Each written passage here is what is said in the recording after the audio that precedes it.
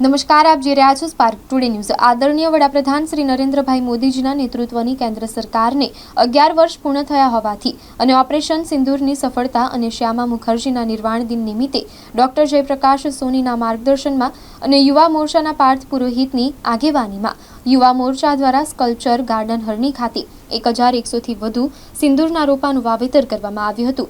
આ કાર્યક્રમ દરમિયાન આ ગાર્ડનમાં સ્વર્ગીય પૂર્વ મુખ્યમંત્રી વિજય રૂપાણી દ્વારા વર્ષો પહેલા અહીંયા વૃક્ષારોપણનો કાર્યક્રમ રાખવામાં આવ્યો હતો। તે દરમિયાન તેમના દ્વારા વડનું ઝાડનું વૃક્ષારોપણ કરવામાં આવ્યું હતું। તે એક સ્વર્ગીય પૂર્વ મુખ્યમંત્રી વિજયભાઈ રૂપાણીજીની યાદ રહી ચૂકી છે।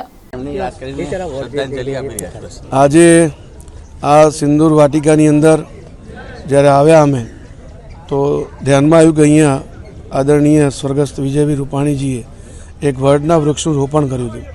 એનો ફોટોગ્રાફ નિહાળીને અમને એમની યાદો તાજી થઈ ગઈ અને અમે પણ બધા ભાવુક થઈ ગયા। આ વૃક્ષ જે છે આપ જોઈ શકીએ છીએ કે મોટું એક બની ગયું છે વૃક્ષ અને વડ એ વડોદરાની નિશાની છે।